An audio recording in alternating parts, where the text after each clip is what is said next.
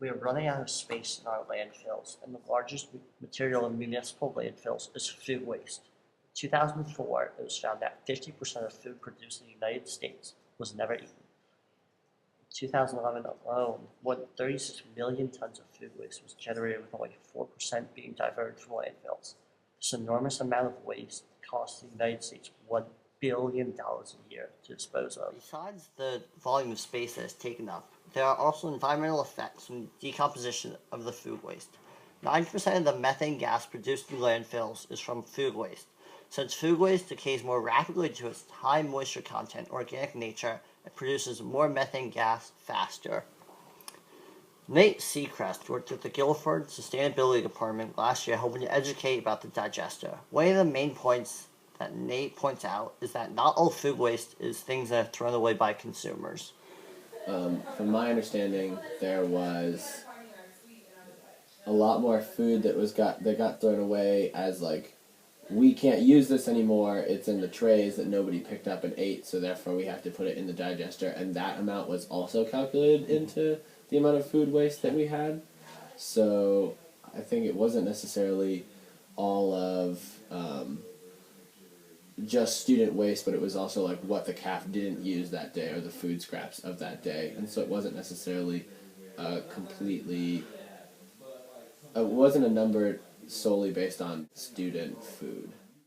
Food waste is such a large issue that the EPA has suggested ways to decrease the food waste, such as prevention of food waste before it's created, donating excess food, using excess food to feed animals, turning the fats, oils, and grease into biofuel, composting food so it benefits the soil, and then turning waste into renewable energy or soil amendment. However, at Guilford, we are doing it in an unusual way. We are digesting it.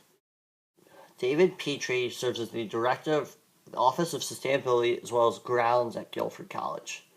As such, he is the one that is in charge of the digester program. David talks about how the digester works in sync with the composting program on campus. It was very, very clear to me very quickly that the two units, the two food digester, or the two composting vessels that we were using, we couldn't begin to handle all the food waste that was being generated from the cafeteria. In fact, at that time, I doubt we were even taking 25 or 30% of the food waste, so the rest of that food waste was going into the landfill. Food waste is very heavy. There's a lot of it. Our campus generated nearly 30,000 pounds of food waste last year alone.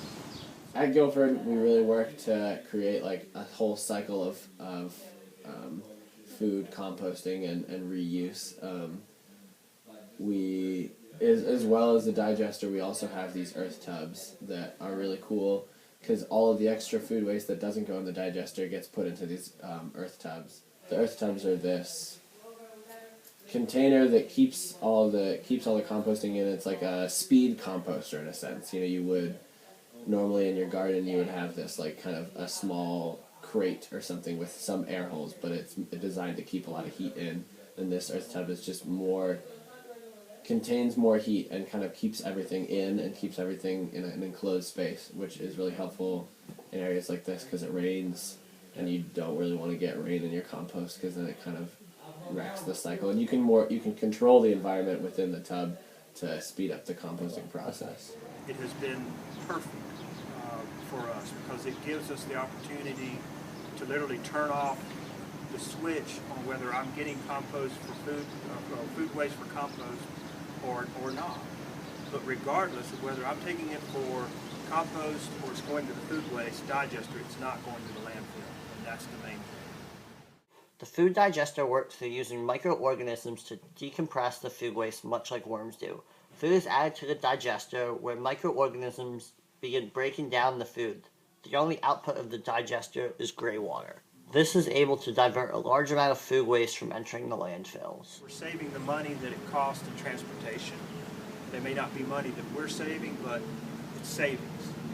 It's not, we're not using or utilizing resources, natural resources, to have that stuff shipped all the way to the landfill.